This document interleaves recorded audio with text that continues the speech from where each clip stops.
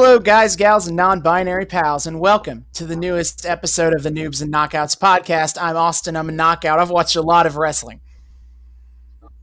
I'm David. I'm a noob, and according to the in-storyline script we have that dictates our in-show reality, I have watched very little wrestling.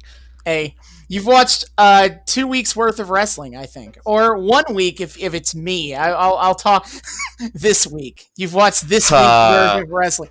But yeah, this is a bit wild.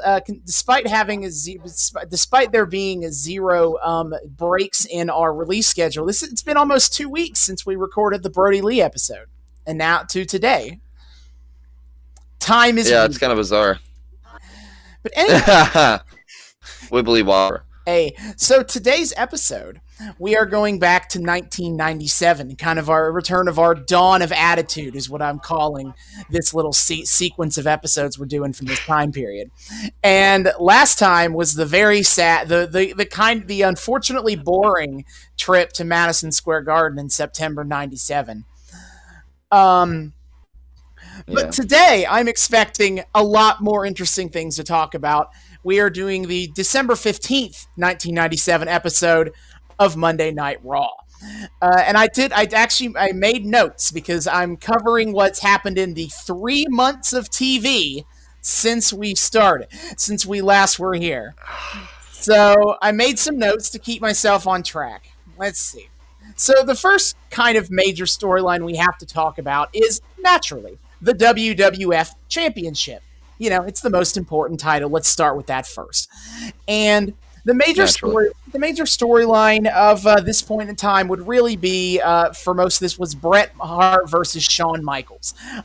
Shawn Michaels ended up beating The Undertaker at Hell in a Cell, and we'll talk a little bit more about that later. And he kind of set himself on a collision course with Bret Hart for the title. And, oh my God, I guess I have to talk about it now. And this is exciting, David. We're going to talk about the most overanalyzed bit of wrestling media ever. I have to mention the Montreal Screwjob. So. Oh, I've heard of this. Yeah, it's a big deal of wrestling history. So, overall, basically kind of the backdrop is that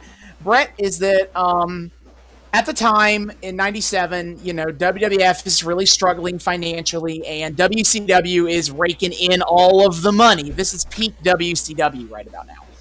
And Vince McMahon is looking to kind of cut down on some costs, and he looks at Bret Hart, who at the time had an exorbitantly expensive contract. And he's like, look, I can't really afford to pay you and still have a roster right now. I know WCW's knocking on doors.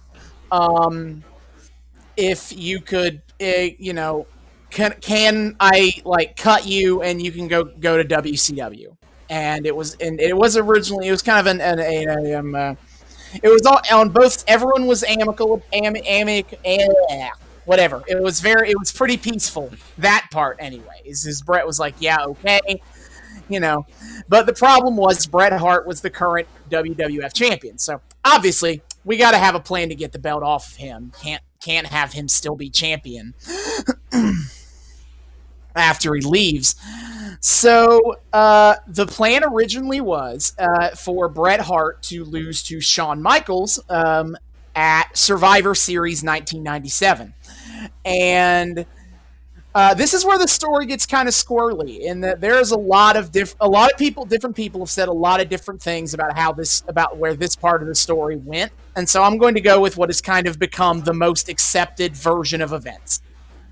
Bret Hart initially agrees to, okay, whatever. He doesn't like Shawn Michaels. Shawn Michaels is an arrogant, obnoxious dickhead and a druggie at this point in time that only makes him even worse of a person to deal with. So Bret Hart doesn't like Shawn, but at first pass, Bret's like, okay, I'll lose, whatever. So word gets out to the locker room about this, and Shawn Michaels talks to Bret Hart about it, and he goes, let's about roughly, he goes, Brett, thanks for this. Really respect Thank you for agreeing to drop the title to me. Oh yeah, by the way, if the situations were reversed, I would never lose to you. The fuck? He was, yeah. Sean acts like an ass. Sean acts like an asshole a lot. So this pissed off Brett, and Brett changed his mind. That he's like, you know what? Fuck you. I'm not going to lose to Sean. And yeah, I wonder why. Yeah, no. And there's in addition, and you also the fact that Survivor Series was in Montreal, Quebec, Canada, and Bret Hart is Canadian. It's kind of become part of the lore that really the problem was Bret just didn't want to lose in Canada as a way to kind of make Bret look more like the asshole here. And maybe that might have added to his anger a little bit. But at the end of the day, it was because it was Shawn Michaels acting like an asshole. More was really why he didn't want to do it. Yeah, I can see why. Jesus. Oh yeah, fucking Shawn Michaels. Okay. No, I get it, but and double problem. As part of Bret Hart's obnoxiously large contract was that for at very least the end of his run in the company, I don't know if it was for the entire length of the contract, but for the last 30 days at least, he had creative control, which is exactly kind of what you think it means, in that if the writers ever presented Bret Hart with something that he didn't really agree to, he could just be like, "No, we're not doing that," and he could change it to whatever he wanted. So Vince is kind of stuck in that if Bret really doesn't want to lose to Shawn Michaels, Bret has the according to his own contract, he has the right to tell Vince McMahon no to that. And so now Vince McMahon is like, oh God, what am I going to do?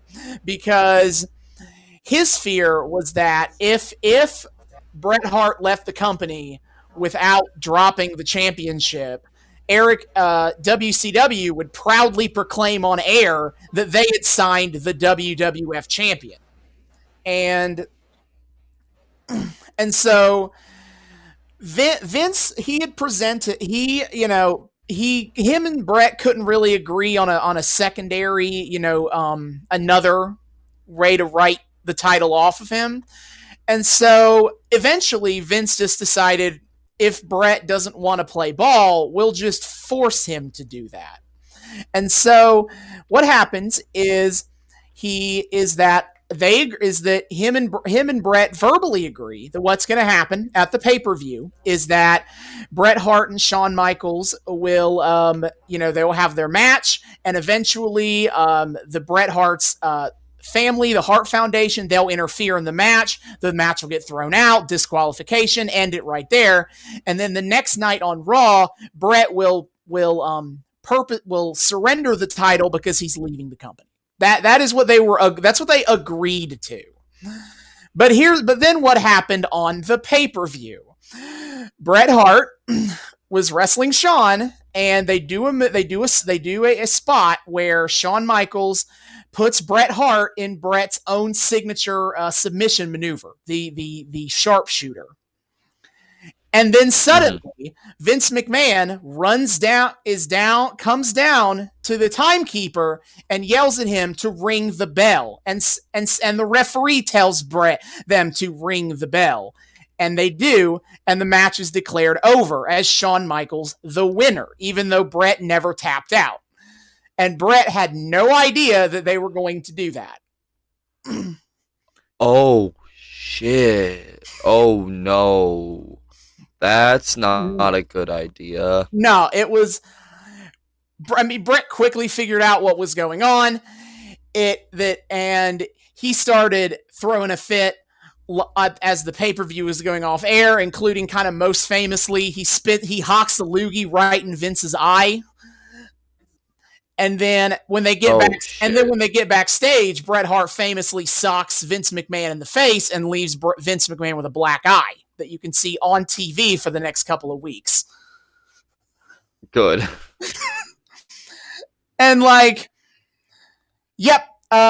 Montreal is a extremely well talked about piece of wrestling history. If for no, because it's this weird this extremely kayfabe breaking moment for even if you didn't necessarily understand it at the time, and it's this and there's always these wild conspiracy theories about it, specifically about the idea that it was all a work, that it was all a pre-planned storyline and not any real life backstage fuckery going on.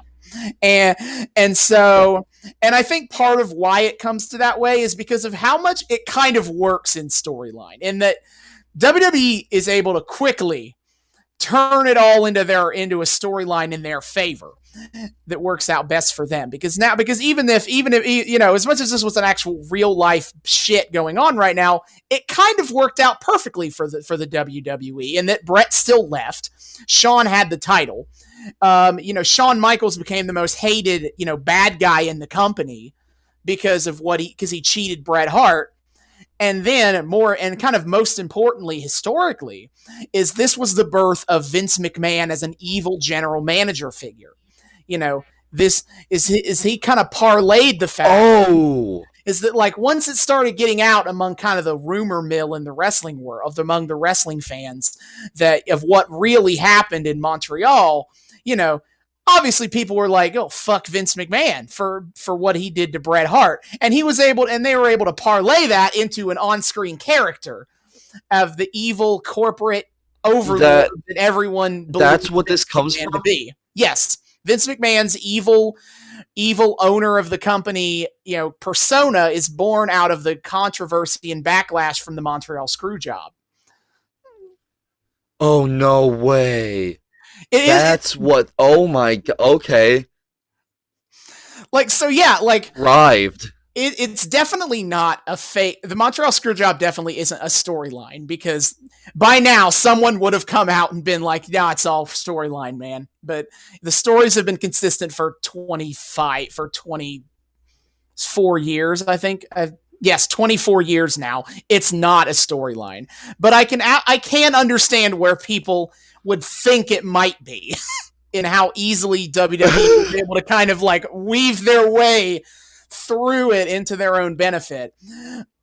And this was it reads almost like one of their really convoluted plot scenarios, right? Yeah.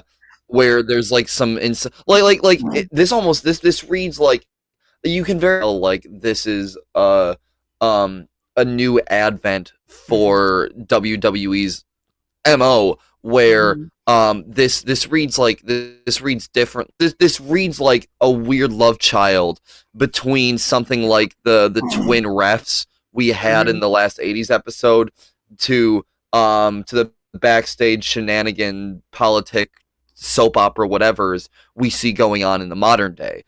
This reads like a weird Frankenstein's monster hybrid, where it's super rooted, but all predicated on some dumb backstage drama.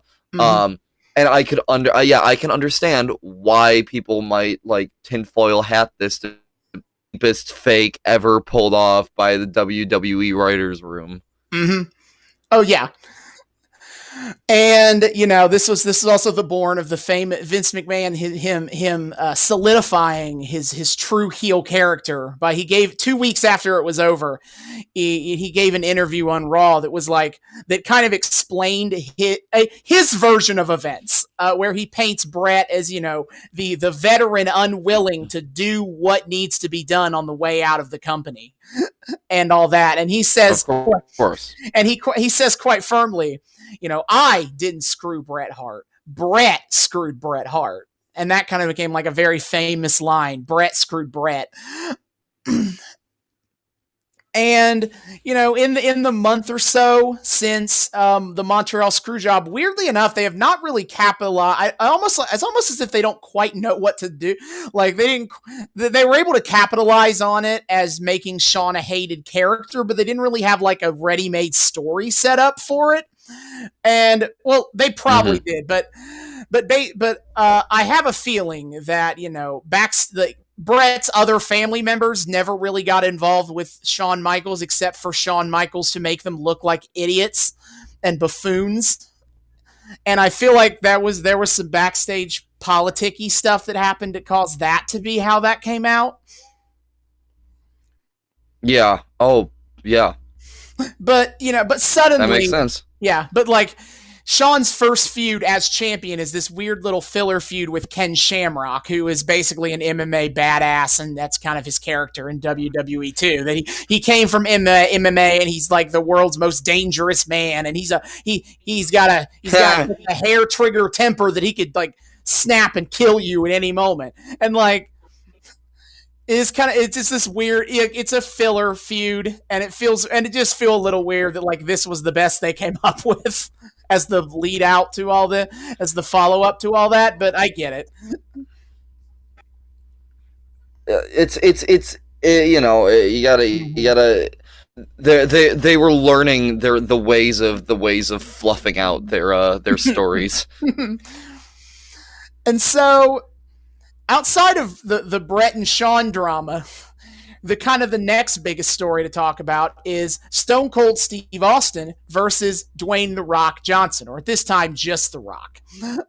Oh! Over the Intercontinental title. And this is kind of epic in that it is it's kind of the first time these guys will feud, but they'll feud plenty of more times because these two became two of the biggest stars WWF ever had.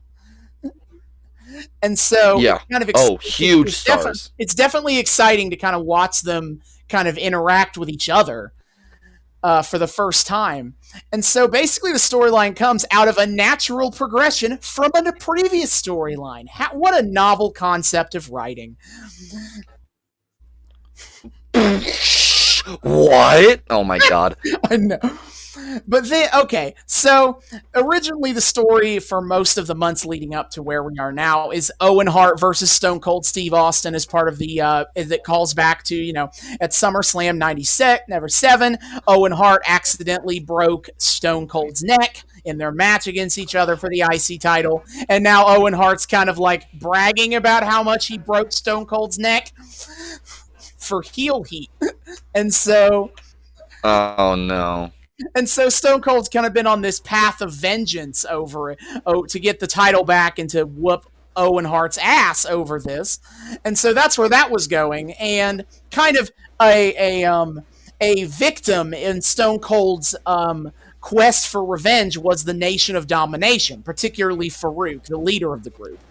Because Farouk was trying... Oh, no. Because Stone Cold cost Farouk the IC title so that Owen Hart could have it, so he could beat Owen Hart for it. Oh God. Okay. Yep. We're roping in all the big memes. Okay, yeah. I see now. Yeah. Okay. So after I see why you had to do so much prep. I know. So Stone Cold beats Owen for the title, and it kind of just fades away because Owen Hart's kind of in a bad spot where, after this Bret Hart thing happens, Vince McMahon isn't really super into any of the Hart Foundation at this point, obviously. And so even though you have this kind of ready-made story to kind of build Owen Hart up as kind of almost a kind of a replacement for Bret, Shawn Michaels doesn't want to work with Owen because, he hates Bret Hart, so he hates Owen too. And Stone Cold doesn't want anything to do with Owen Hart because, Owen Hart broke his neck. So, unfortunately, Owen never really gets to do anything major in any major storylines pretty much the rest of his career. And then Owen Hart's the one that died kind of young, right? Yeah, I'm sure we'll talk about Owen Hart's death at some point. Poor guy. But he was kind of stuck in a limbo spot because the two biggest stars in the company at the time want nothing to do with him. Well, I can understand why. I mean, it kind of sucks because it's not like, he did anything intentionally, but he just, did this one thing, right. And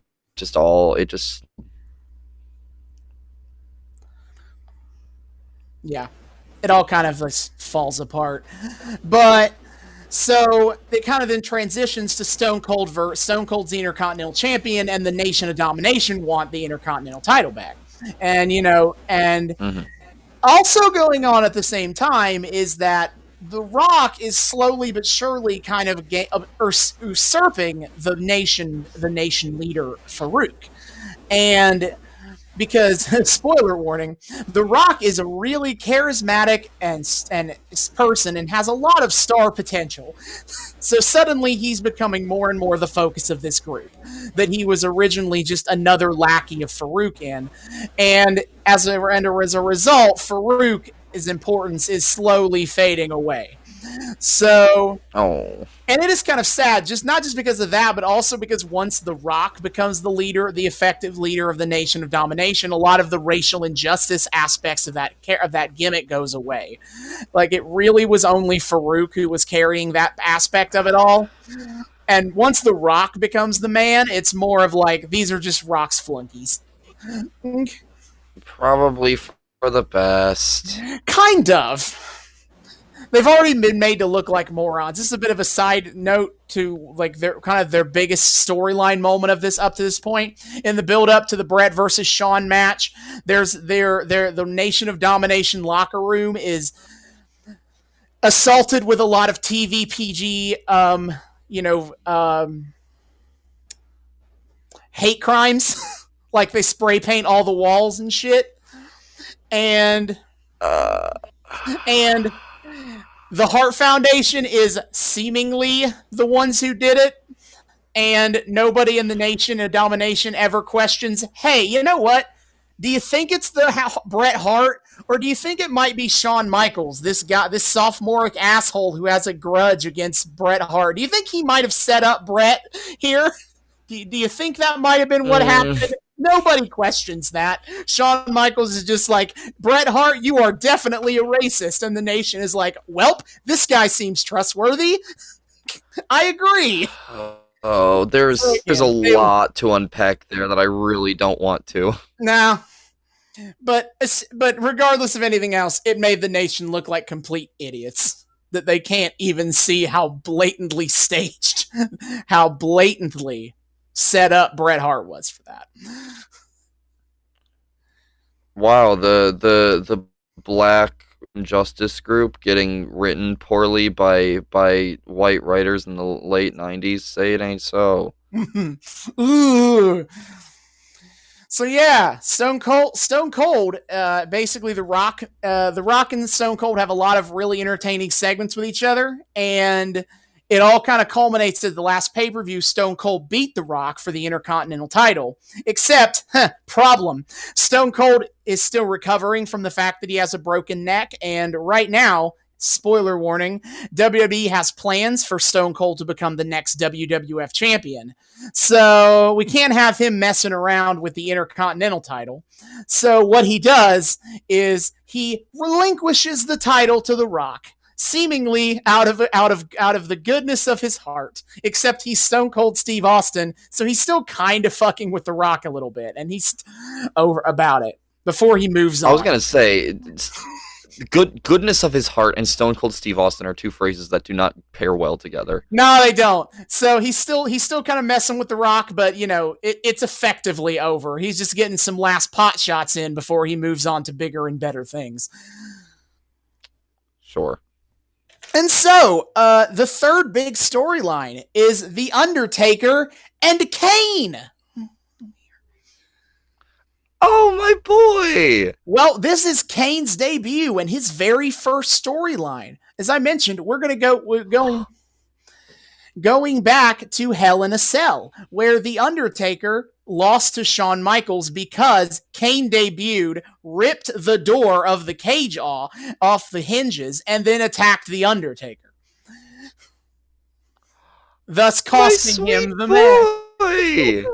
All right, so time to go into the Undertaker's tragic backstory, because this is where all of that stuff goes out into the open. So, The Undertaker has the tragic backstory of when he was but a young child.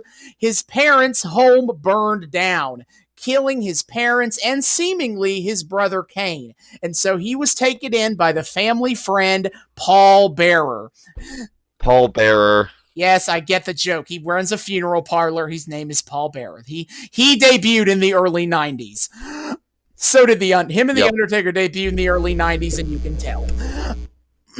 Yeah, we've talked about Paul Bearer before. Yeah.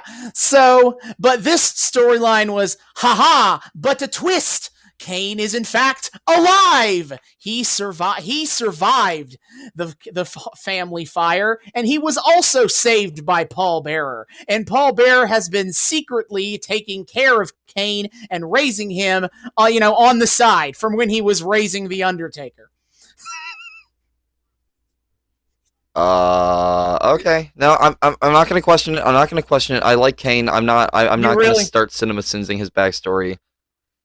Don't worry, they've retconned parts of this like his entire career. It's fine. This is the original backstory.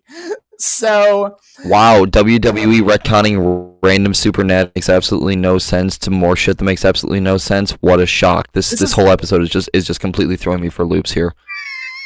So basically Kane wants revenge on the Undertaker for, even though he was a kid, it was an accident. He burned down their parents' house and killed them. He wants a revenge. And the Undertaker doesn't want to do it. The Undertaker is treating it like, you're my blood, Kane. Our parents wouldn't want us to fight. So he doesn't want to fight Kane. It's a weirdly level-headed turn for the Undertaker. Mm-hmm. So Kane's reaction to this has been, let's see, checks notes, beating up jobbers to interrupt the show. And somehow this will convince the Undertaker to fight him.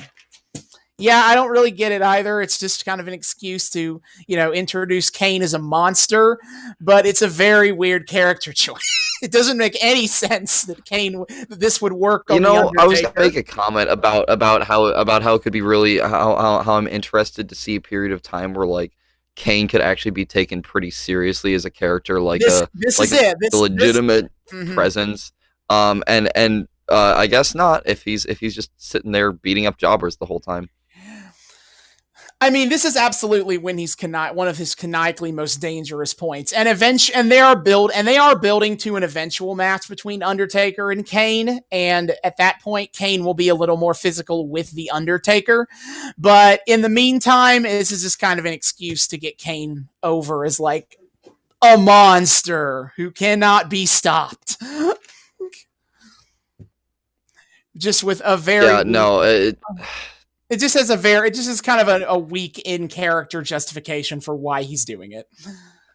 I mean, look, as long as he can play well, I guess it's still getting the point across. It's just funny to me because, like, for as much as Kane is talked about as, this grand supernatural scary heel, everything I've seen him in so far, he's either been unremarkable or just like kind of a fun, funny, silly character who I love, and he's my baby. That is kind of admittedly where he after 15 years, that is basically where he showed up, where he wound up.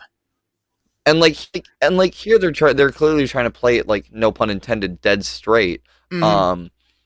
And I'm sure there are definitely points in this where he does come across really effectively and really intimidating. But, like, immediately as soon as he said, yeah, he's just beating up random jobbers, I'm like, oh, this is that version of scary and intimidating. Okay.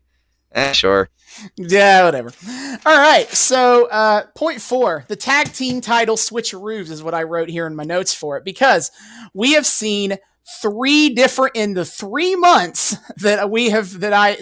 since we last watched, there have been 3 different title changes in the tag team title scene. Nobody's holding on to those belts for long, pal.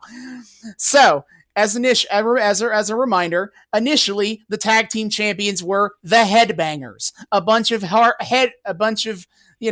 Vince McMahon's idea of punk rockers, of punk rock fans. You mean the anything but headbangers? They do everything but actually headbang. Yes. God, remind me of that's a thing that's a joke from something, but I can't remember what it is. So they are on Any of you who are listening, please email us the answer because that's a gag from somewhere, but I don't remember. All right, so they were the champions, and then they were defeated by the Godwins, the pig farmers, Henry O and Phineas I. So. Yup. So for a few weeks they were the champions, and then the Legion of Doom, the Road Warriors, Animal and Hawk, they're showing up now. And you know we had them on the last episode, and I mentioned that a lot of their story right now is it being like, are these guys too old for this new generation to hang? And they do this whole story. They do a whole episode-long arc of like, if the Legion of Doom don't beat the Godwins for the tag team titles, they will retire. Obviously, they did in fact not retire on that episode, and in fact won the titles. So that's what they did there. And oh yeah, I wrote pig farmers turn on manager like I care. Yeah. They did do that. And so the LOD were champions for a little bit, and then came the New Age Outlaws. The New Age Outlaws are the Road Dogg, Jesse James, and Billy Gunn. And they kind of came together kind of at random. You know, they were originally individually the flunkies of two different music-based gimmicks. The Road Dogg was the roadie for Jeff Jarrett, who was a country singer, and we'll definitely see Jeff Jarrett when we go to 1994. I'm quite confident of that. And Billy Gunn was the flunky for the Honky Tonk Man, who made a short, brief comeback in 97, and he was gone soon after. But he was the Rockabilly. Good. Get him out of here. And so they just kind of threw them together, and they kind of let Road Dogg just kind of say whatever he wanted. Basically, Road Dogg in particular, his character is kind of like 90s culture, and inside it's kind of hard to explain. It actually works really well, but it's hard to explain what his character is without just seeing it. But he was very in tune with 90s pop culture at the time, and he made a lot of jokes and insults based on that. And that's what people liked. And okay. Billy Gunn became Mr. Ass. Mr. Ass Billy Gunn, you know, he likes kicking butts and he likes grabbing butts. It's very subtle, very hard to very complex, very hard to follow. Thanks WWE, very cool. Mr. Bill Ass Gunn over here. And so they beat the LOD for the tag titles using some chicanery. And so the LOD are out for revenge, and that's basically where that's at right now. And that is relevant to this episode, as a matter of fact. Let's see, my fifth bullet point here. So about Goldust and Brian Pillman. Yeah, I guess I have to talk about it. Because one of the more controversial storylines, one of the more controversial storylines from last time was Brian Pillman's whole "I stole Goldust's wife and implicitly raped her." That was all about to come to a head, as a matter of fact. And I didn't know this before, but from kind of reading up a little bit on the story and in the build up to this, is that they were actually going to reveal that, Marlena was actually in on the plot the whole time. Basically, make it so it actually was not rape, because it was all a scheme. What? Yeah, I would go deeper into that, but it doesn't really matter, because unfortunately, before we could get to that, Brian Pillman passed away in late September of 97. The day of a pay-per-view, as a matter of fact, he had a sudden heart attack and died. It was said that it was because of a heart condition, of a then unknown heart condition, genetic heart condition in his family. And I didn't intend to talk about a wrestler dying young for 2 episodes in a row, but it's hard to. You kind of have to. You kind of in this situation, you kind of have to mention why Goldust and Brian Pillman just suddenly stops. Yeah. So for a few weeks, I mean, look, it's kind of, this is just kind of like an unavoidable theme to all this. If we're gonna have a podcast about wrestling, it's we're just gonna have to talk about a frankly slightly uncomfortable frequency of times. Yeah, and so for a few weeks they just kind of put Goldust and Marlena back together, and we kind of just pretend it didn't happen. The whole thing didn't happen until Goldust and Marlena have it do an interview segment, and Goldust reveals that that while Marlena was away, he realized that he actually doesn't really love his wife anymore, and so he leaves her as in kind of a wild twist on what was going to happen. He leaves her and their family behind. And oh boy, what does he do then? He hooks up with a Luna Vachon, who's kind of a wrestling legendary manager in her own right. And suddenly, we have the artist formerly known as Goldust. That is not the only Prince joke to do that naming. That is not the only wrestler to make that kind of Prince joke on their name. So the artist formerly known as Goldust is basically, what if we go back to, originally Goldust's character was Gay Panic as a heel. What if we go back to that same energy, but instead of it being like he's gay, he's just really kinky about and in public. He starts coming out in BDSM gear all the time now. He's got a collar, he's got a ball gag, he's got cone breasts, he's got a cone bra. Shit gets weird, and this is absolutely in my mind the most uncomfortable Goldust ever gets in his career. Wait, hold on. He's mad. First of all, they made him a sub, which surprises me. But they basically max out on we're gonna make you dislike Goldust by making you so uncomfortable you just want him to go away. Okay, well that makes sense then why they made him a sub, but that's so weird, dude. Why that turn? I don't. What do they have against poor Dustin Rhodes over here? Jesus. I don't know, man. It is wild though. That's all I can say.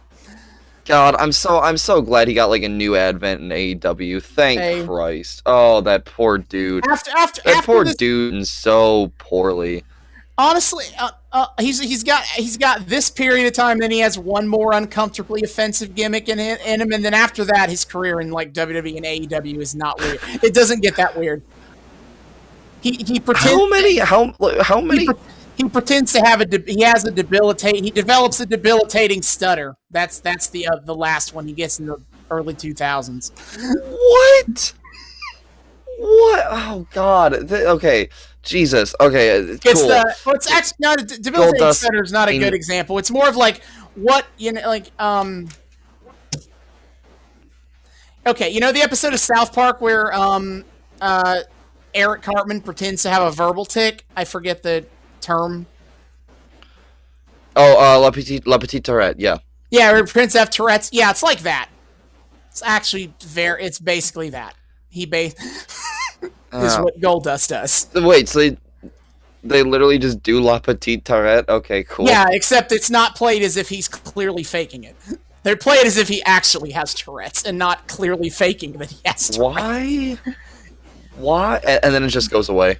And then it just goes away once they get shit for it from real-life activism groups who are like, this is offensive, Yeah, wow, what a shock. Jesus. Okay, well, cool. So Dustin Rhodes continues to be their blank slate for offensive stereotyping. Cool. Yeah, so that's what's going on with Goldust right now. Let's see. hey, now we have a new championship, the light heavyweight championship. Let me check my notes. Update: the division has 2 people in it. I'm not kidding. Basically, is they okay. So the light heavyweight championship is what it sounds like. You know, it's a division meant for people who weigh less than 200. I believe it's 215 pounds is what the weight limit is. And it was kind of it was supposed to kind of be an answer to WCW's cruiserweight division, which was one of their more critically acclaimed kind of innovations they did, where they basically just brought in a bunch of really talented wrestlers from Mexico and Japan and just let them go wild and do whatever they want. That's where Rey Mysterio comes from, as a matter of fact. Is doing that. But so WWE's like, fuck, we got to do that too. But they're not really committed to it. So the only 2 consistent members of the whole division there are Taka Michinoku, who is the babyface champion. He's kind of he's an everyman good guy, goody two shoes, and the heel Brian Christopher, who his shtick is he's obnoxious, and 2, he is the actual in real life son of Jerry Lawler, but Jerry Lawler doesn't seem to want to be open about that. Like, everybody knows that it's Jerry Lawler's son, but Jerry Lawler vehemently denies it and then blatantly cheers for Brian Christopher whenever possible. What?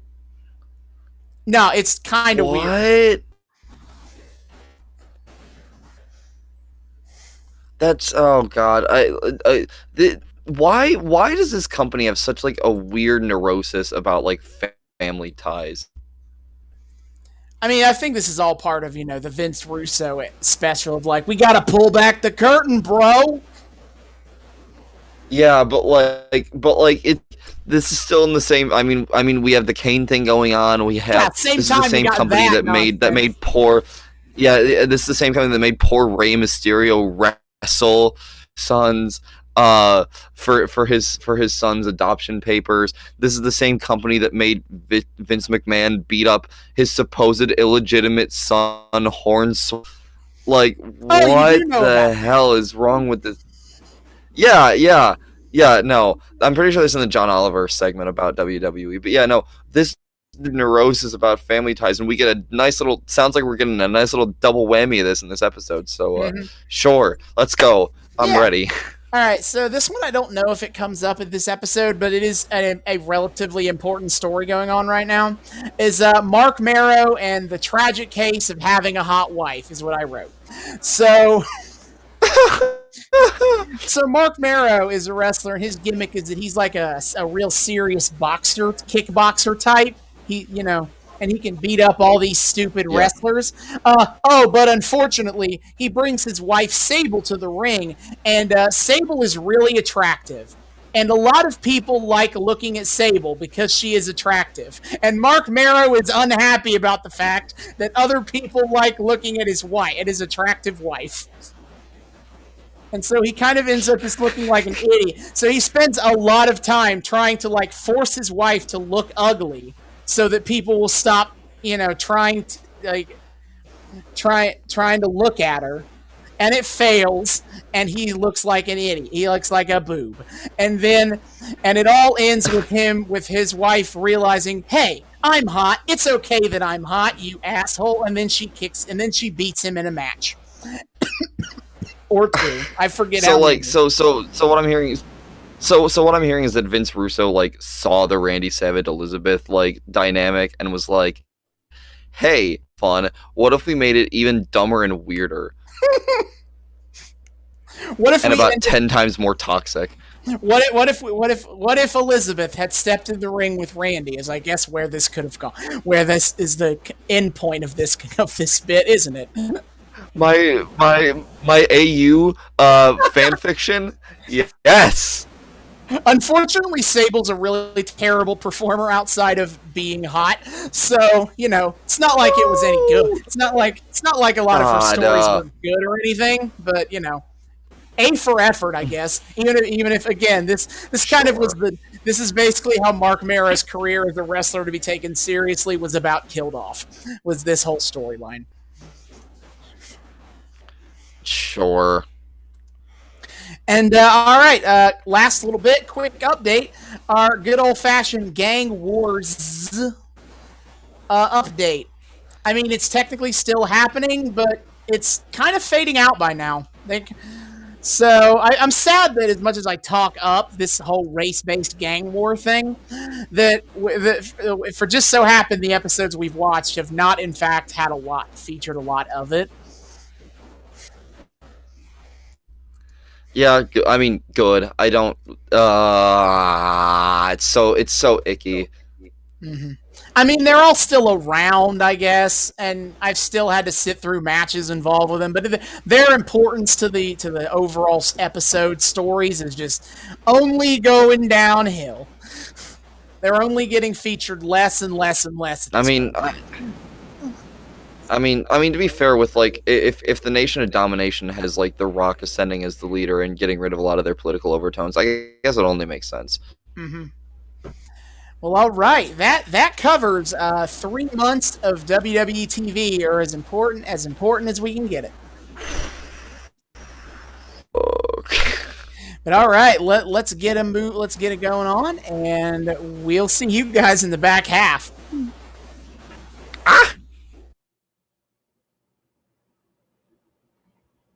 And we are back, and you know, I gotta say, I kind of tempted fate last time. In the first half, I was like, "Hey guys, it's been almost 2 weeks since we've recorded, and yet we haven't missed a single release date." And here we are recording the back half due to some technical issues and some unforeseen circumstances. Here we are recording the back half of this over a week later. It happens, all right? Yep, good job.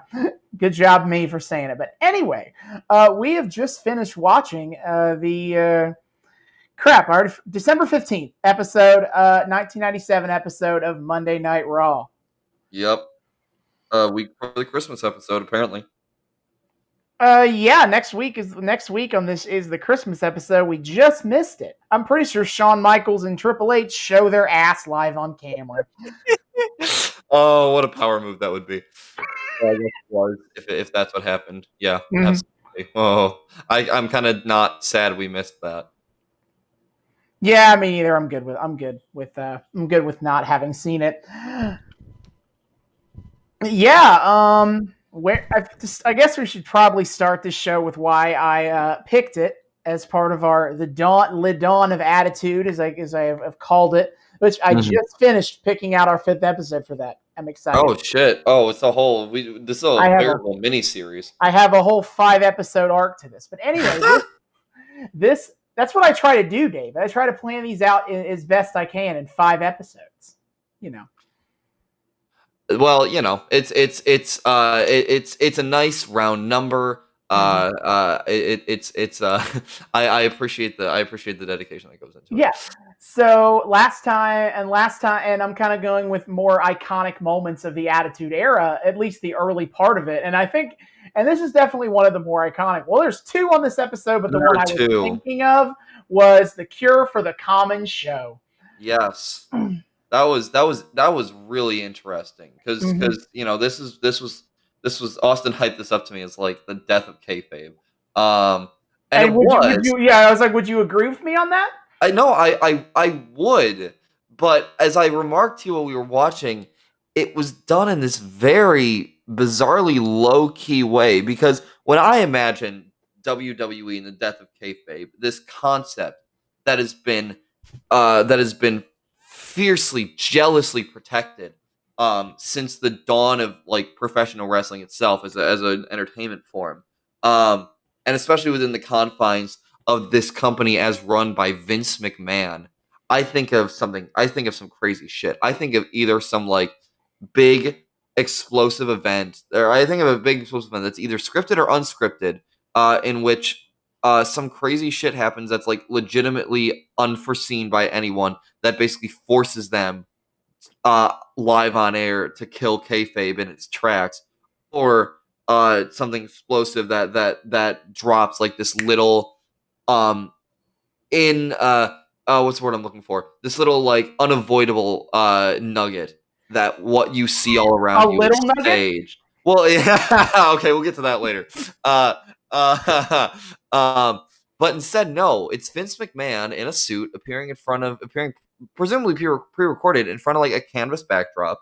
Mm-hmm. Basically just delivering what almost sounds like as I kind of put it, like a backer's pitch, in which he basically says like, "Hey, we tell fictional stories. Welcome to our weird, wacky world." He actually says those words, He does, which I thought was such a weird thing for him to say. Mm-hmm. But yes, yeah, kayfabe is dead. Long live kayfabe.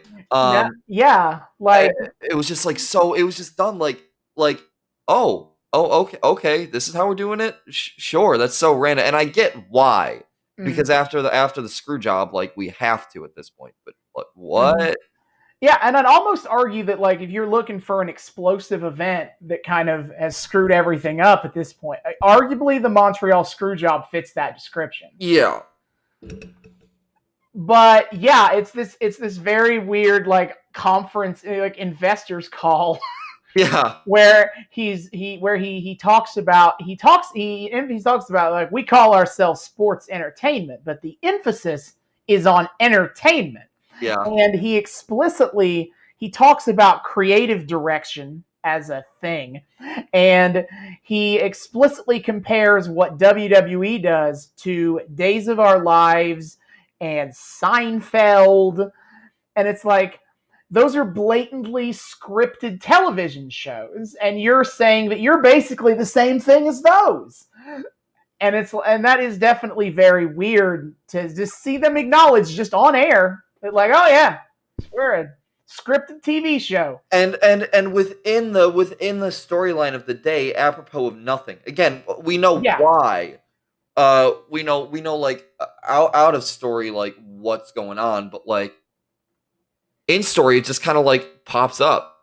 Yeah, it has no connection to any storyline, and it never will. Like they just do this one episode of Raw, and that's it. Yeah, seriously. It doesn't really have any meaning to any larger storylines. He just drops this in here, and I think also the bigger takeaway, I think, especially among like the fans who we already know it's fake anyway, so I guess it's not. And there are other big moments in time in this era that we've already talked about. Yeah, this kind of thing. But like the thing that everyone kind of remembers this more for is kind of the other half of the speech, where after he makes the comparisons like that, he's like, he says, "We think that our fans are tired of having their intelligence insulted, and that the days of good guys versus bad guys is passé." I know, and just hearing some of these like words come out of his mouth feels so out of place, because like this is the most eloquently I've ever heard this man speak. And again, it feels like Vince in business mode, which is such a thing you're not. It's the exact opposite of what you're used to seeing at any era of Vince McMahon. Like the closest we have to that is like back when he was on screen just an announcer and a pretty respectful one at that. But even then, he was this very bombastic character, because I think that's what he thought he needed to do. He was like, "Welcome everyone to WWF." Yeah, like he's this very like not that exaggerated. He wouldn't exaggerate that way of speaking until he kind of goes full force into being the evil owner of the company on screen. But yeah, like he has this very exaggerated way of talking and speaking, and that's the same thing, but whatever. He has this very exaggerated emotion, but then here he's just like talking. He's like, yeah, he's like in like real world business mode, something how he would talk to to people who would do an investor or a business partner or something like that. It's very weird to see this on screen. Yeah, it's just this. It's so like out of left field that I was like, there's just something about it that I was like, oh, this is like everything about it felt so out of place, which maybe in a way is kind of the perfect way to kill kayfabe, of just completely take everything out of its element. But it's so off brand, which on one hand, I guess is the point, but it's so weird to see the WWE just like go normal. It's like the fucking like episode of SpongeBob where he's normal. Hi, how are you? It's like that. It's WWE does normal SpongeBob. I don't get it. No, yeah, it's very bizarre. And and by the way, is that I can guarantee you that whenever WWE does something stupid, the fans love to bring up that we think our fans are tired of having their intelligence insulted. They love calling back really? To that. Yeah, okay, dude. Okay, because too, like in this episode, same episode, we have the fucking Sultan. Yeah, which okay. On one hand, I get it because that's like a much more like implicit way of insulting the fans' intelligence. A lot less like a lot less like outwardly stated. That's more like, we know you guys are too stupid to understand like that racial stereotyping is offensive and that this is like pretty inaccurate anyway, and also like what the fuck. That so it's almost like it I don't even know like what they were trying to go for other than like to regain some brownie points after the Montreal screw job. Just kind of like, okay, cool, thanks Vince. Everybody already knew this. Yeah, I'll be honest. I don't really know what the point of why he did it this way. It's just kind of been known as almost the like this is one of those points that people consider kind of the birth of the Attitude Era, like the start. Like when I talked about when we did our last episode on this, like depending on who you ask, when does the Attitude Era start? A lot of people will say this promo is where it starts. Sure. When he explicitly says that the days of good guys versus bad guys is over. Okay, I guess. So, like, who wrote this? Did like Vince Russo write this? That probably. Okay, which if it was him behind this, I guess it kind of makes sense, right? Because he was so obsessed with taking everything and flipping it on its head. Whether that be something like just taking the WWF to gritty realism, or being so like nod or nudge wink wink about this isn't in the script or stuff like that. I could see him pulling this as one, we are going to make this less of a straight up morality play and make it more about grim, dark, whatever. And so I want to pre-warn you idiots, because if I just do that out of nowhere, all you dumb fucks will get confused and not like our show anymore. So we got to tell you first. Which again, we don't want to insult your intelligence anymore. Yeah, okay. Yeah, right. But and also I almost have to wonder if this was like a precautionary thing of like Vince Russo knowing that he was going to pull some kind of crazy shit during the Attitude Era, some like kind of borderline taboo, pushing the envelope stuff, that he kind of needed to preface this with, "Hey guys, remember this is all fake. Don't sue us or anything." Like I almost have to wonder if it was like a precautionary measure. I could see that as a conversation across the WWE creative team at this point in time, which would have included Vince Russo, Vince McMahon. It's not worth really going through all the names. Yeah. But they had multiple people in charge here, were kind of involved, and I could see that being the kind of thing, the kind of discussion they had.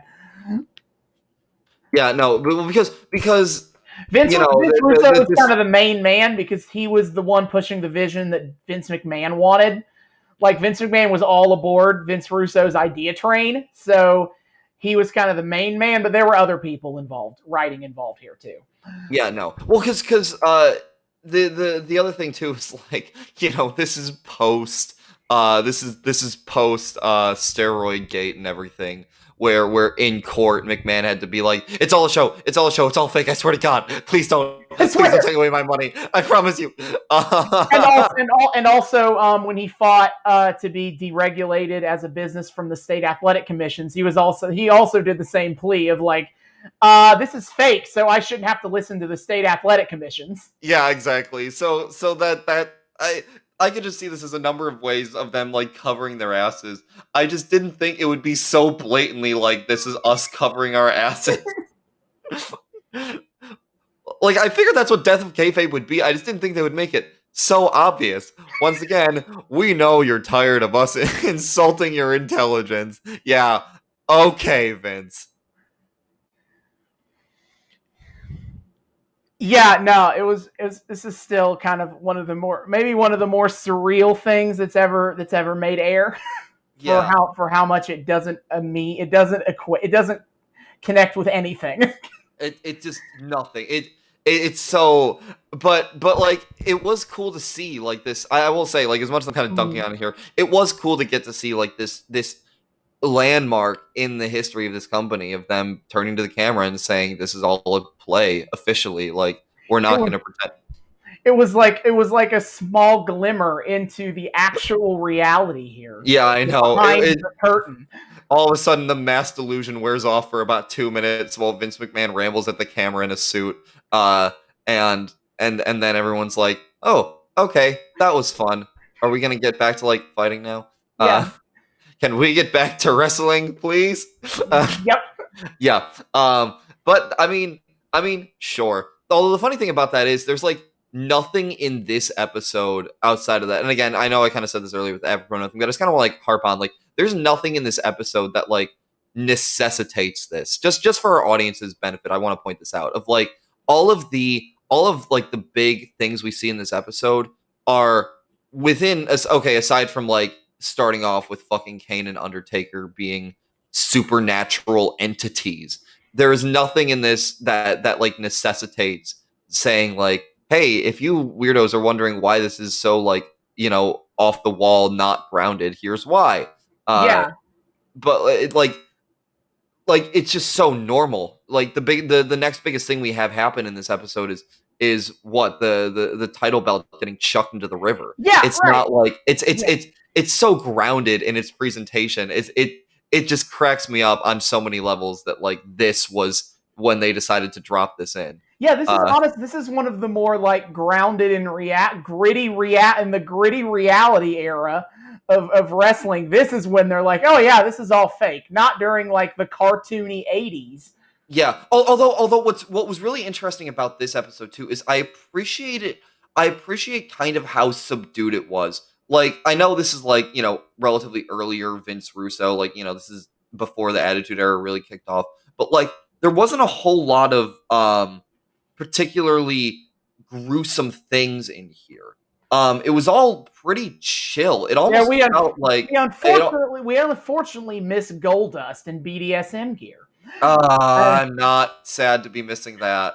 I'm sure we'll get him next time. I'm sure we will, but I just kind of want to live in my little delusion where like the Rhodes brothers are enjoying their like complete dignity on AEW, and that's the entirety of their career. No, but I did kind of appreciate how kind of subdued this episode was. Because it felt very much like a nice little parade of pretty standard proceedings, but nothing that was inherently boring. There was always something at least a little bit interesting to most of the things that were going on in this episode. Yeah, and I feel like we talked about last time, like everything feeling like it's not going anywhere. This episode I felt like had a little more in terms of like plot progressions. And some nice setups too. I mean, the big one is like we see like this was Mark Henry's first ever episode, and it's kind of fun. I know you didn't do this on purpose because it just happened to show up in Cure for the Common Show. Yeah, but it was kind of cool that like, you know, the very first episode we did of this was Mark Henry's quote unquote retirement, and although not actually retirement, but it was like kind of this big showcase for him. And now that I've gotten a decent amount of experiences in this world, and now that I kind of have a better sense of everything that's going on, and I've been more brought into the fold on all these different eras, kind of seeing his very start is kind of like, oh, that's him. That's really cool. I have an appreciation of who this man is now. Which kind of makes seeing his debut a lot of fun because we've seen him pop up a couple times. We have stuff like that, or we have the whole I can't remember his name, but the dude who's really jealous about his wife, who's not. Oh yeah, we had to see Mark Marrow a little bit. Yeah, Mark Marrow kicking some ass, which in the most random circumstances, it was Randy versus Tom Brandy versus the Sultan. It was Tom Brandy versus the Sultan, just kind of like this out of nowhere match, and I kind of questioned to Austin why we were like why this was here. Okay. And as I was saying that, motherfucker comes running in and yeets Brandy for fucking him with him the previous week. Yeah, okay. I want to point this out. Like, stuff happened in this episode, and like I've talked about before, and I understand that Vince Russo is very much of this mindset that like wrestling matches aren't super important. But Jesus Christ, the matches this week are like the most bottom tier things that happened. Like, yeah, seriously. I pulled up the list of the matches that happened. Taka Michinoku versus Jerry Lawler is probably the second most significant, third. But yeah, that happens. Dude Love versus the Road Dogg, and I would say that one's important, but the more important thing that happens with the Outlaws is in the main event. Mark Henry versus the Brooklyn Brawler. Tom Brandy versus the Sultan. Steve Blackman versus Jose Estrada, and then LOD versus D-Generation X. Like, none of the matches are important. Everything important happens outside of those. Yeah, but like they weren't. I didn't like. They weren't the worst things to watch. Yeah, I didn't feel like an act of drudgery like I have some of the stuff we've watched in the past. It felt almost like a shadow of what the modern era would become. Like, we're on the cusp of the Attitude Era where things are going to get kind of weird for a little bit. But for right now, we're kind of in this very standard territory. That it's like none of it's like spectacular. The kind of best one that we saw, I think you'll agree with me on this. I think kind of the best match we saw of this whole episode was the Taka Michinoku. I would agree, yeah, because Taka Michinoku is flying right now. He's way ahead of the game in terms of what they got in the WWF in terms of athleticism. Yeah, and that was purely one-sided in terms of his just athletic ability he's showing off. Yeah, and Jerry Lawler, if nothing else, is an expert at like playing an asshole as a wrestler. Yeah. So at least he could make Michinoku look like a sympathetic character from his end. Yeah, which I will say, it felt really nice to watch Jerry Lawler's ass get handed to him by an extremely talented person of color.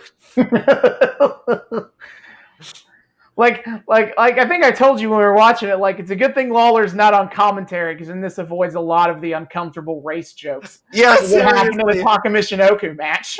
That's what's so satisfying about it, is instead of running his mouth, he's getting his ass whooped.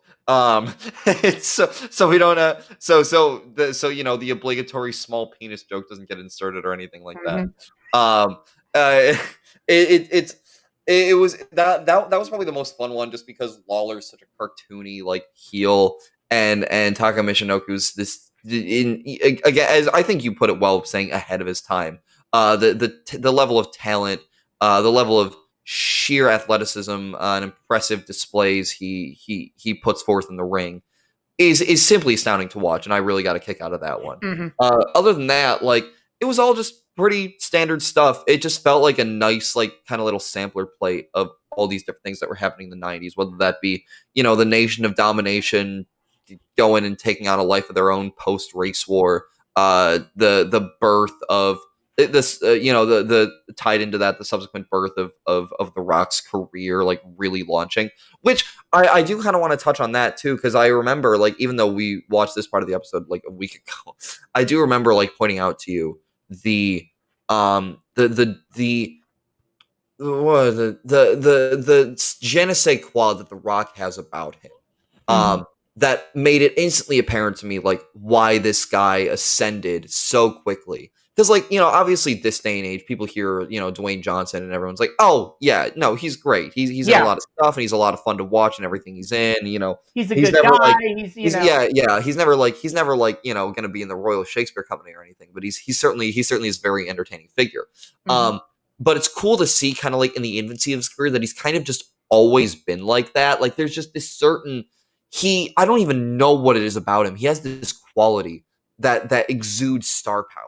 And I kind of want to like make this distinction because this is something I was saying kind of about Brody Lee last week or last time, whatever. In that it's not it manifests in a very different way. It's this very like poppy charisma he has about him, and I don't even know what he harnesses, but there's this like extra effortless bit of energy to it that makes it seem like he was just born to be a superstar. And it's cool to see that. And so his bits in this were fun, especially, Stone Cold Steve Austin yeeting his title over the river and him just like standing there like that's my title. Yeah, and I want to say that one of the like smaller details that The Rock immediately nailed as a character was the eyes. As I hate to tie this back into Brody Lee from last week. No, I agree. Rock has even being he's in 97. He's probably been a wrestler for 2 years at most at this point from when he started, and he already has this absolute mastery of having these like over-the-top facial expressions that clearly get him that are extremely entertaining and get him across as like how offended he is by everything that happens to him. Yeah, well, it's the eyes and it's also the eyebrows. Oh, his eyebrow. The way that eyebrow thing he does in his movies. Folks, turns out he's just always been like that, which is really entertaining. And also, I think really, I think that was kind of a lot of the je ne sais quoi for me because it's such a weird comparison to make, but the way he moves, like there's a certain like pristine polish to how he looks and this very kind of sharpness to how he moves. It's almost like he's a fucking like Disney animatronic or something. Though, like there's something about him that's almost uncanny valley because it feels flawless. It feels like this is a person who like does not stumble in his movements or just naturally looks like this polished skin human being. And it's so funny to think that like he got his start as Rocky Maivia in the Nation of Domination, where he's carrying around a fanny pack of all things. Like it's this weird mishmash, but it's so cool to know that he's going to kind of come into his own eventually down the line. And again, just that star power is evident from the beginning. Yeah, and I think that polish to him plays off really well against a Stone Cold Steve Austin, who most certainly is not polished. Not remotely, no. Who's mumbling as he's giving that promo about how he's like, you can go in the river and get it. I don't give a damn about you or the WWF. Like, no. It's so they're so diametrically opposed worlds, which is funny because like, in some ways, Stone Cold for a while was kind of like the anti-hero and The Rock was kind of part of the villain. So seeing them kind of take on mismatched aesthetics to what they were kind of born as is kind of an interesting thing to watch too. But yeah, obviously the big one of the big iconic moments of this episode was, as we've mentioned it before, but like the story goes is that as I said, that Steve Austin gave The Rock the Intercontinental title because because meta, his neck was still pretty fucked up, and they're like, well, we can have him still doing stuff with The Rock for the Intercontinental title, or we can preserve his health for because we want him to be the WWE champion very soon. So they were like, okay, what we're going to do is he's going to give up the title and move on. But before he does that, he's going to fuck around with The Rock some more, including stealing his title belt and then taking it over to I think the Hudson River was the river they were nearby for this episode. I think so too, yeah. And then just standing on the bridge and just hurtling it into the river. Never to be seen again. Oh, we should mention hurling it into the river after he hurled a whole host of scuba gear into the river to point out to illustrate for The Rock what he would need in order to properly retrieve his title belt from Stone Cold Steve Austin. Yep. he throws in the snorkeling gear, throws in an empty oxygen tank. He throws a 1997 cell phone in there. He apparently the Rock's pager. He apparently stole the Rock's pager and then threw that in the river. Which there's this really golden like moment you see after it cuts away from that like video feed of like the Rock's reacting. He's like, "What the hell? That's my belt. What?" He's looking down his fanny pack trying to find the pager. Well, then too after Stone Cold's video is done, we see the Rock like kind of consulting with the Nation of Domination, and one of them is like yelling at him, gesturing toward his fanny pack as if to be saying, "How the hell did you let him get a hold of your pager?" Like, I can just imagine them like having a moment like that, and it's like, why are we focusing on the pager? What I love it as like this symbol. Yeah, I love it as this symbol of just completely like Bugs Bunnying the Rock by not only stealing his title but also his pager, just like from straight off his person somehow. It's symbolic in a way that I don't know means anything, but it's fucking funny. No.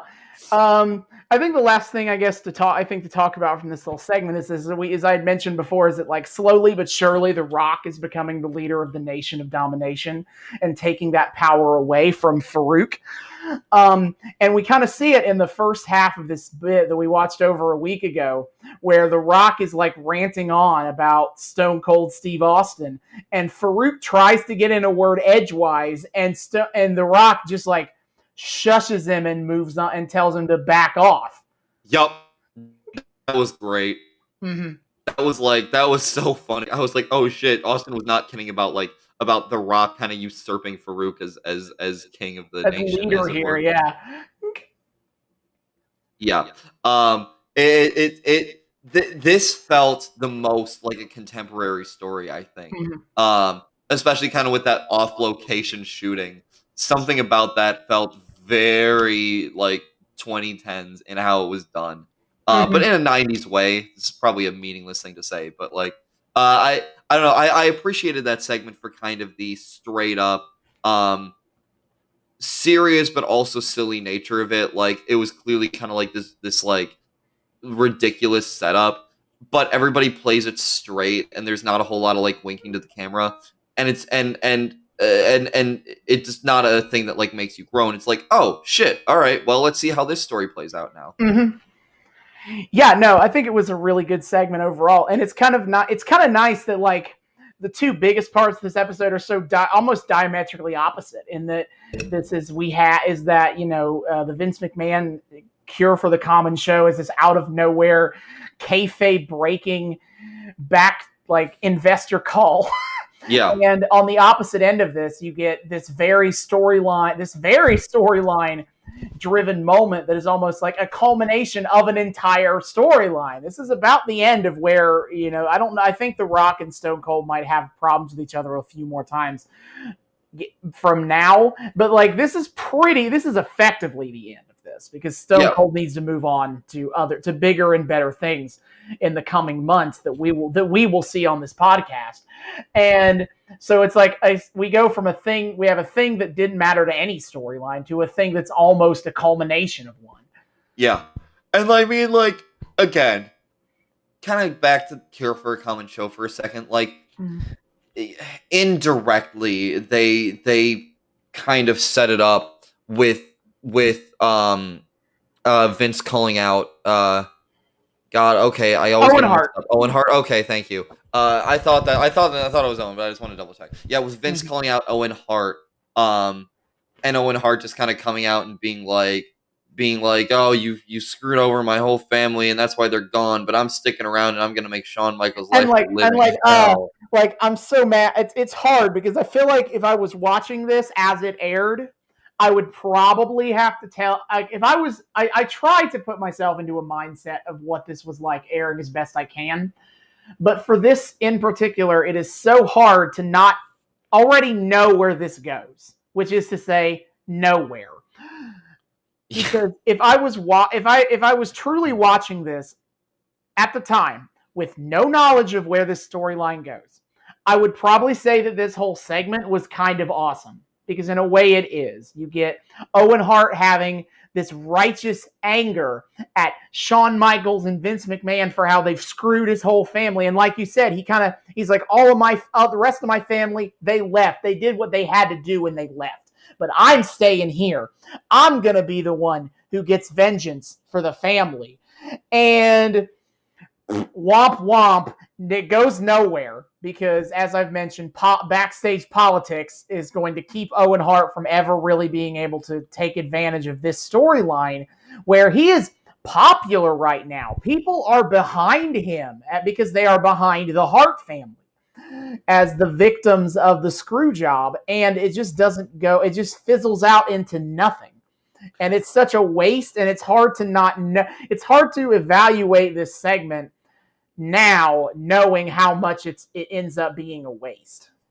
Yeah, no, it's the thing that really hurts about it is like it's this glimpse of hope almost. It's almost like this redemptive thing in a way, where it kind of feels like this moment where the writers are taking a moment to say, okay, yeah, things got screwed up. That's on the company. Let us give you a story of vengeance to kind of even it out a little bit. Again, you mentioned like how the hell you mentioned you were wondering how the hell Vince McMahon convinced Owen to stick around, like what he had to say to him, what he had to offer him. And I could imagine one of those things being, we will give you a story where you get revenge and kind of, in our own WWE way, we confess to kind of our shitty behavior. Which, yeah, that could have been a really cool thing to explore, and obviously, like, not perfect, just because like you screw anybody over like that, and it's just kind of like this betrayal of trust that can never really be taken back. We are kind of answering a real life screw job with a fake wrestling storyline. Yeah, it's never going to be quite enough, but it could have been something. And a hell of a symbolic gesture, and one that could have had a bit of a positive impact on Owen and the Harts, partially because, had he got to see this through, this could have been like a championship story. This could have been a big deal for him as a character and as a performer. That could have elevated him to a star status that he never really got to attain in his life, just because of how shit went down for him, due to the company that like fucked over his family in the first place. It's kind of like this sad vicious cycle that teases us so cruelly with this chance at redemption for this guy, and just no, we're not going to do it. We're going to nope. At most, I'm gonna skip ahead in the story a little bit here, just for context. What I'm gonna say is that if there was any chance that he was going to get anything, it kind of is dead at the next pay-per-view, which they already talk about, that The Undertaker, for reasons I don't really know why, is going to get another championship match with Shawn Michaels. And Shawn Michaels is in a casket match where the goal of the match is to put the other person in a casket. It's an Undertaker. It's an Undertaker special signature match, if you could have guessed.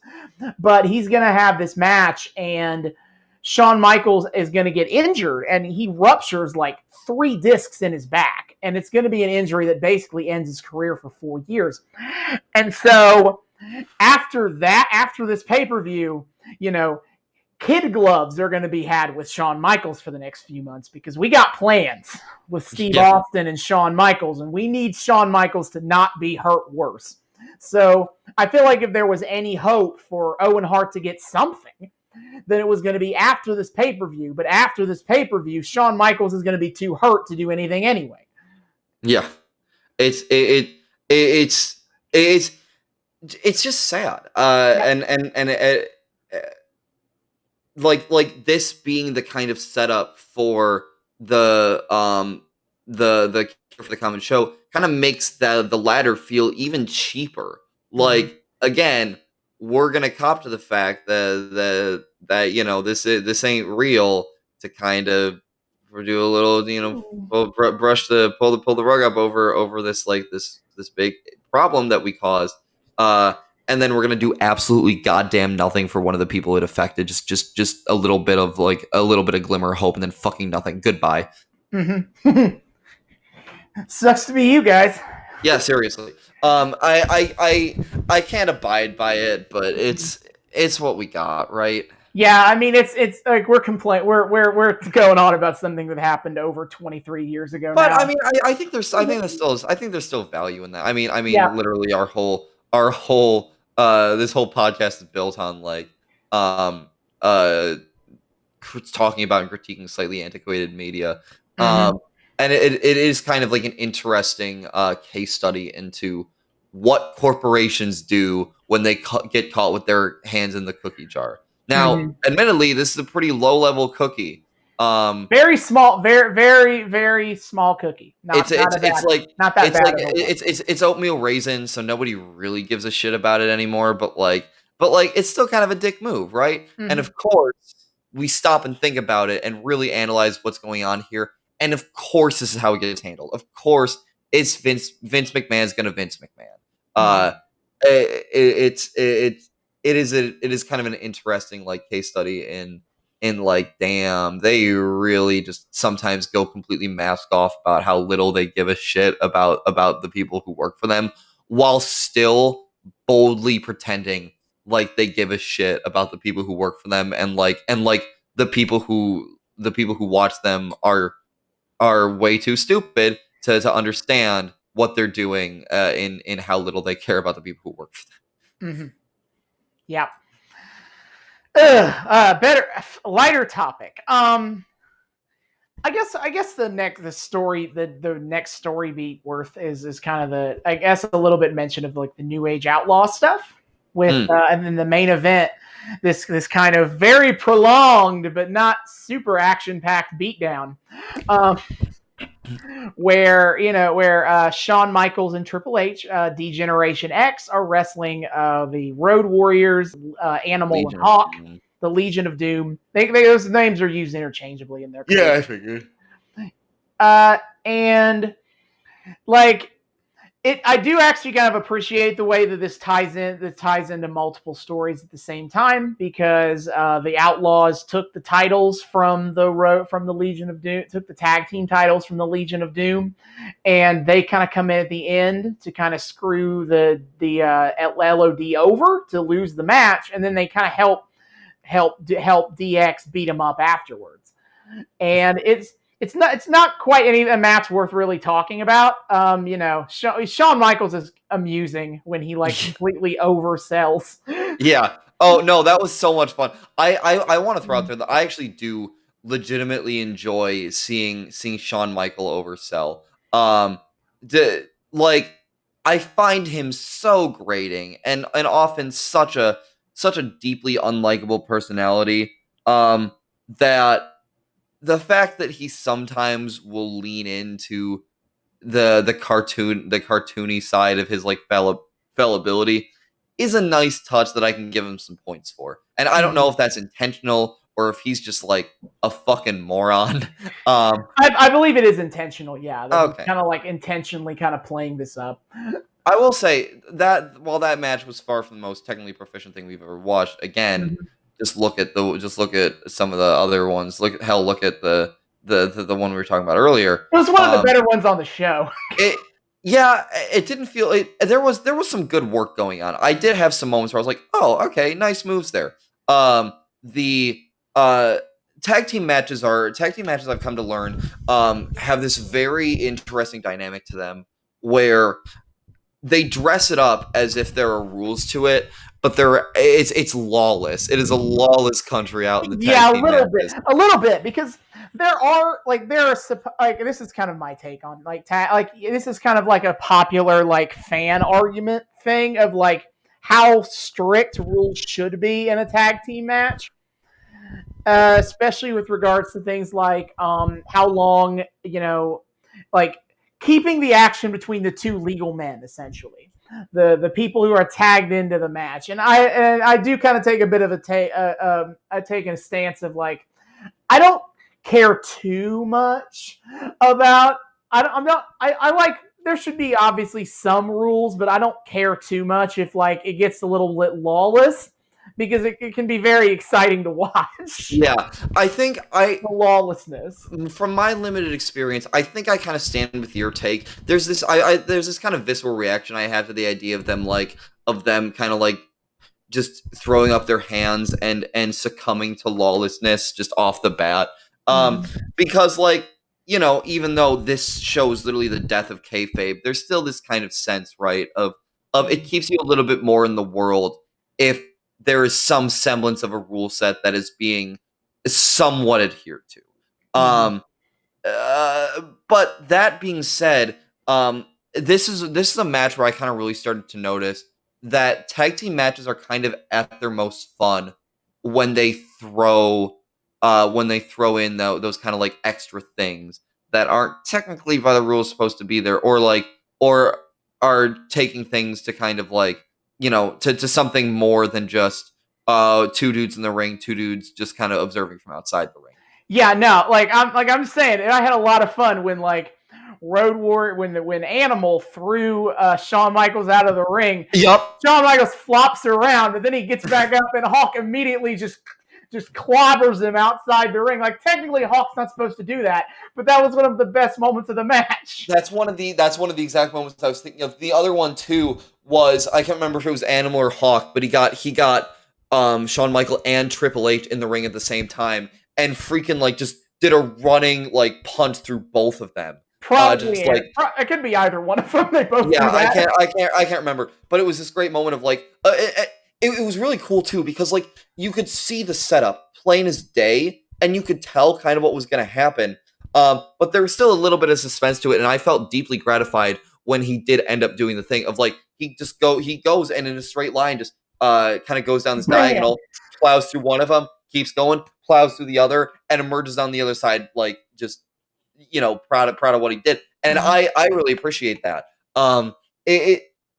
This is a match that I think shows off a pretty good example of how to do a balance of that, you know, kind of lawlessness versus lawfulness in you know, events like these, partially because I think they did a really good job, you know, being sparse enough with the lawlessness. It kind of gave things a nice rhythm. They never kind of like broke too far into you know, monotonous, we follow all the rules on one end, or arrhythmic, anarchic, fuck the rules, nothing matters on the other hand. It kind of had this nice, almost like a jazz beat to it, where it stays pretty standard, where there are some syncopations, and then at the end they do fly into lawlessness, with the, you know, when the Outlaws show up, with the Outlaws emerging and fulfilling their name and whatnot, but they keep the rhythm.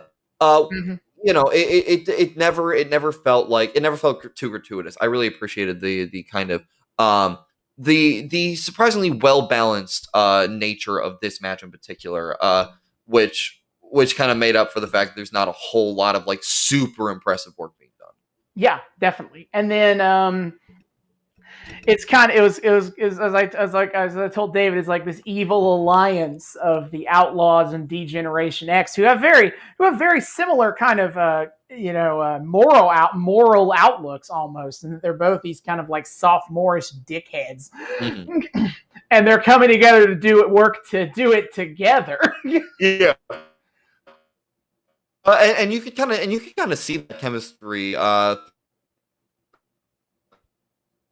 Like childish bro comedy shit. Yeah, just this they did a good job playing up that like these were birds of a feather in ring. And again, just added a nice touch. This is it had like kind of a nice little like attention to detail in it that sometimes the 90s doesn't always adhere to. I mean, you know, hell, a lot of just like any pick your era, any of them will sometimes get sloppy, and this is one of those ones that could have been sloppy. I appreciate that it wasn't. Let's see, other major happenings. I guess we can talk about Undertaker and Kane, but that was a lot less of a thing than I expected it to be. Whole lot of nothing. I mean, it was. I mean, Undertaker and Kane. One day we will do something on here where the Undertaker is significant and you get the appeal. Yeah, I mean, I kind of got it here. I'm really trying to figure out what my disconnect is with regards to the Undertaker. And I think there's just like a certain hokiness to it. We haven't watched a thing yet where his like power levels have really been established as something to be feared. And I just haven't quite found that entry point where I can find his demeanor at all really intimidating. Where instead it's more what's the word I'm looking for? It's a lot more just kind of silly and over the top. Which is funny because that's the reason I love Kane, but I love Kane because he plays into that, whereas Undertaker's just always like grim, dark, serious, and I haven't found a reason to respect that yet. Yeah, and this is an era when Kane is pretty grim, dark, serious. This is definitely among the most like serious and evil Kane gets. Yeah, which I think is dumb and hokey too. But at least we got Paul Bearer, who at this point has kind of given up on, I will talk more about Paul Bearer probably when we go back, when we do the 94 in a couple episodes, when we go to 94. But he used to have this cadence about him when he was with the Undertaker. I can do a pretty good Paul Bearer. Like, oh yes, my Undertaker gets his hands on you. He talks like that. And by now he just gives up on that fake shit. And now he's like in his regular voice, and he sounds like this like Southern preacher yelling about the fire and brimstone of hell, which is where Kane is gonna drag you, Undertaker. Yeah, I mean, again, hokey, but appropriately so. I don't know. I just struggle in some cases there's a certain balance that has to be struck in order for me to kind of take those very grim, dark characters seriously. Like there's a reason I was able to kind of we mentioned this. I can't remember. I think we mentioned this during the Brody Lee episode or the one before that of how on the kind of the most recent happenings in WWE, how I was looking forward to getting in on watching that whole Fiend and Randy Orton thing, even though I didn't really have much of a reference point for either, other than seeing them once or twice and talking about them with you. They do a good job at that, kind of striking this balance of something about them makes it feel as though you should respect how scary they are. Undertaker and Kane have that air about them, but their setup is each so kind of silly and cartoony and outlandish, which again is a weird thing for me to say while I still like respect the Fiend for how scary he's supposed to be. But like it feels so overwrought. And consequently, Paul Bearer is the most natural part of that setup, with him just like being this little imp of a man, just there ready to decry the Undertaker and praise his true adopted son, the demon, the devil's favorite demon or whatever. I'm so confident that this storyline picks up after Undertaker agrees to actually fight Kane, because we're still in this portion of the story where Undertaker is swearing by his dead parents that he is not going to raise his hand against his younger brother. Mm-hmm. Obviously, eventually he does that. Yeah, I feel like that's kind of and if they do this, correct me, but like as far as I can tell, they don't. I feel like it's kind of a missed opportunity for like giving Undertaker some true pathos of making him a little more three-dimensional than just scary dude with a deep voice who says you will rest in pieces. Like imagine if they gave him kind of this three-dimensional thing of real torment over a moral conundrum. My brother wants to murder me, but I feel guilt for what I did, so maybe he's justified and maybe I shouldn't fight back. Like it feels like this wasted potential almost. Yeah, I mean they get about I think they get about as close to that as you're gonna get in pro wrestling, and I don't remember when this happened, so I'm not gonna spoil it.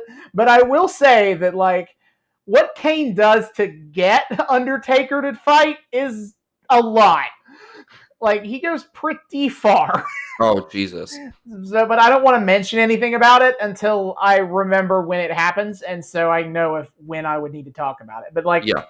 and I appreciate that like Undertaker seemed pretty dead set about not doing it until who did Kane force his hand? Yeah, he's just pushed to the brink, sort of thing. Right. Yeah, I get that, and I could see that as being a point where I kind of do get into the Undertaker and like, because I don't want to say I don't see his appeal. I see his appeal. It just for me hasn't connected yet because I just haven't found myself the reason to get into it to kind of respect that hustle.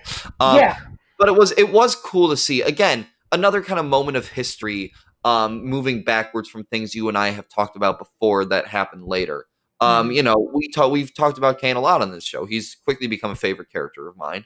You know, we talked about Undertaker a little bit, and we've kind of hinted at the backstory they share together and all, you know, kind of their origins and what led them to where they've been in other places we've watched them later down the line. Mm-hmm. So kind of seeing this as kind of the birth of Kane and the impetus of one of the Undertaker's most famous stories, if not his most famous.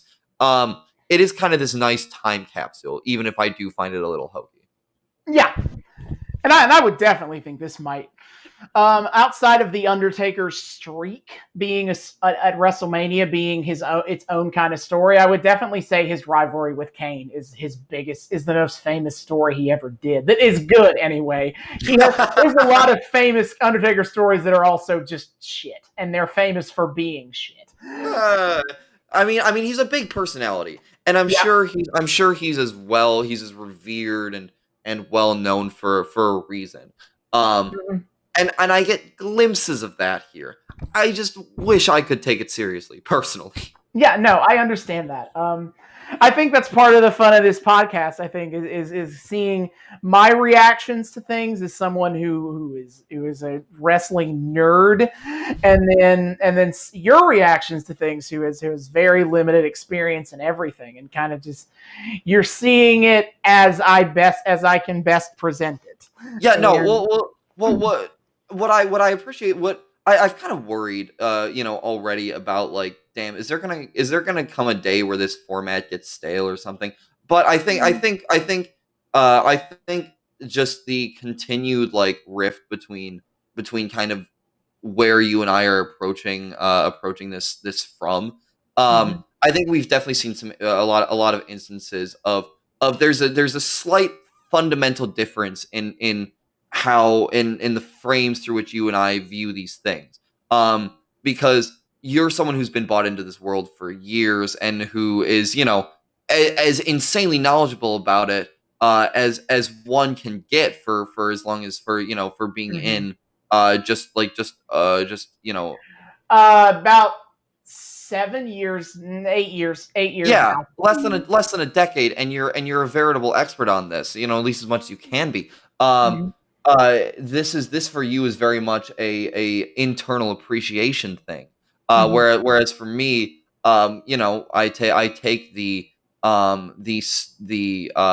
general media analysis lens to it.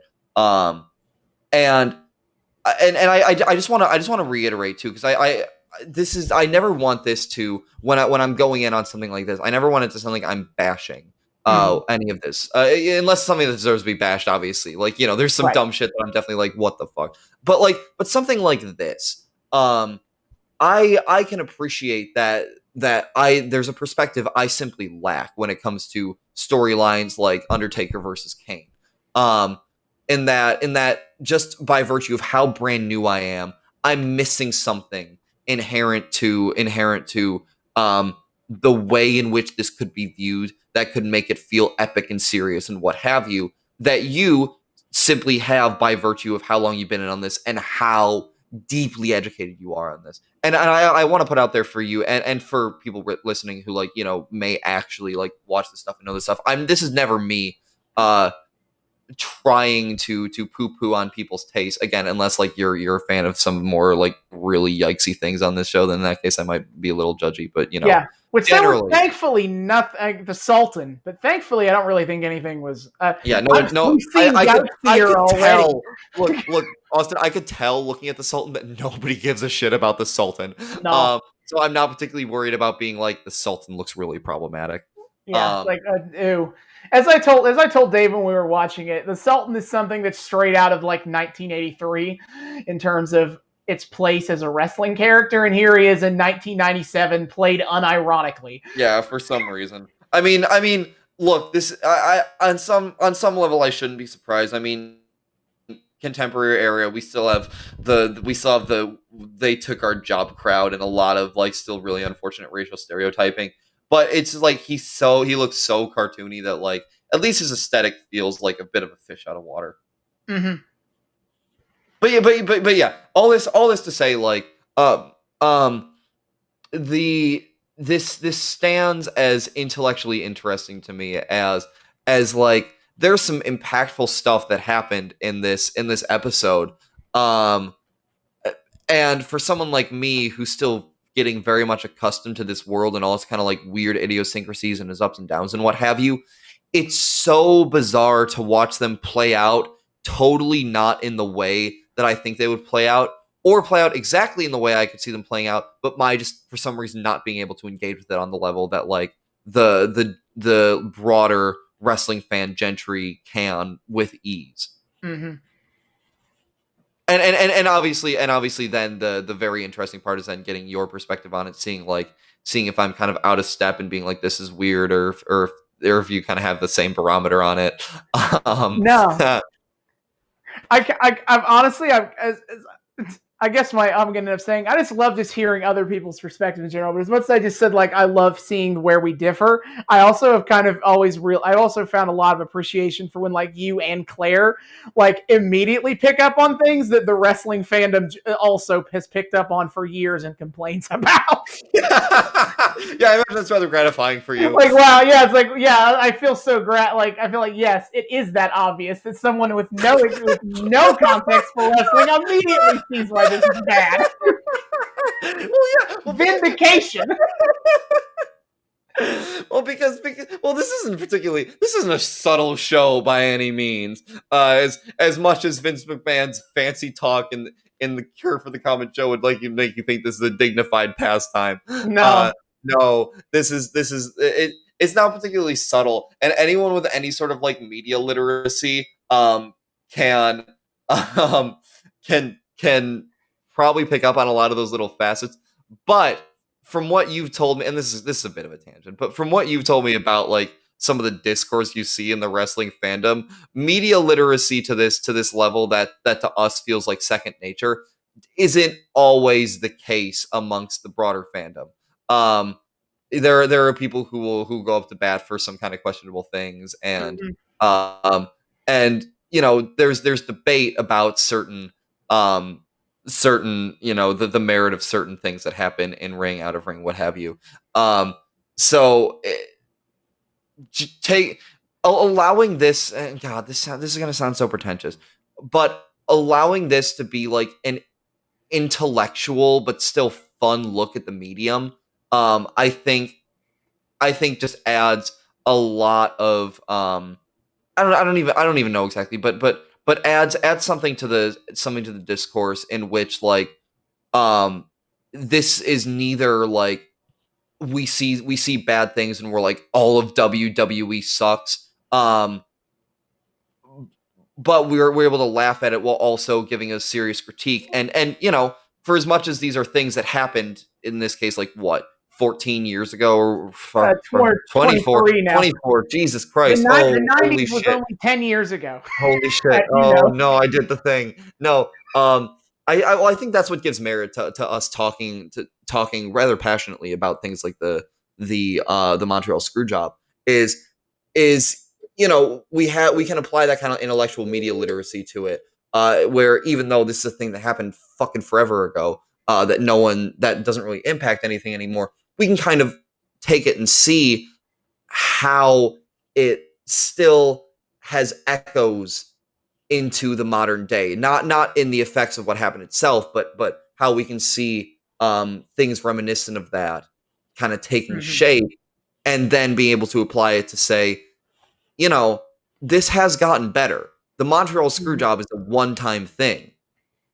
but wrestlers still get screwed over on the reg. And so we can kind of take that and say, it's gotten better, but here's how we think it can get even better, which I think is a fun place to take the discourse of just kind of like, if we were Vince McMahon, what would we do to kind of like set certain things right? Yeah. I don't even know where I would go. Yeah, sorry, that was kind of rambly. I probably like went on a couple different tangents there and arrived at a non sequitur conclusion, but it's fine. I don't really think there's anything else to really bring up in this episode anyway, unless you really want to talk about Jose Estrada. Nothing. That was nothing. Whole lot of nothing. Big nothing burger. Steve Blackman didn't even throw as many kicks as I wanted to. Yeah. That was all. That was the best part. Karate. Is every time Karate Master Steve Blackman threw a kick, Austin went, yeah. That's all there is to talk about. Austin's good at making funny sound effects. What we have returned to the 90s. I definitely think a better return than where we started. True. And kayfabe is dead. Rip. Where the hell do we go from here? It gets wacky. This is the most normal. This is the most normal it's gonna be for a while, folks. Shit's about to get weird, and we're as much along for the ride on that as you folks are. So stay tuned. Indeed. So next time we are returning to July of 2011, because only 2 weeks ago. In this time period, of course, we had the pipe bomb heard around the world. But now we are a week away from Money in the Bank, and John Cena and CM Punk are going face to face to sign that contract on the dotted line for their title match. Let's go. We're going back to the summer of Punk. Oh my god! Oh, I'm so hyped. Okay, wait. I just want to take a second to point out like the aesthetic similarity between something like the Attitude Era and the Summer of Punk, and that they're both like extreme, but just the deftness with which the Summer of Punk handles it just puts the entire Attitude Era pretty much to shame. We'll see how you maintain that going forward. Oh no, wait! We do gotta have to cover the entire Summer of Punk, including its terrible crash. But that's for far down the line. Okay. So we still get to enjoy Summer of Punk next. Yeah, this is still good. We're still good right now. Okay, bada bing, bada boom. All right, the bad Punk doesn't exist for now. I'm just gonna pretend like we didn't have that disclaimer. Yeah, we're. Only fun from here on out. Let's give it to me, inject into my veins. Thank you. Nice. But yeah, we will hopefully we'll be back next week with that. Oh Jesus! All right, David. Social. Yes. Social shoutouts. Hello, my friends. Thank you all again so much for watching and or I guess listening to another episode of the Noobs and Knockouts podcast. We are so gratified to have all of you tuning in to check us out. If you would like to continue checking us out, if you're hearing us for the first time by happenstance and you're like, where else can I hear these guys? We can be found on YouTube, Spotify, Apple, and Google. You can find us on Twitter at Noobs and Knox Pod. That's Noobs, the letter N, Knox Pod.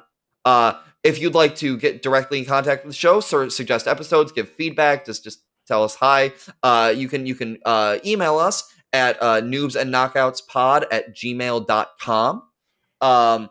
And that's pretty much all the places we have our socials. I still want to try to expand out to a few different places. But for now, that's where you can find us.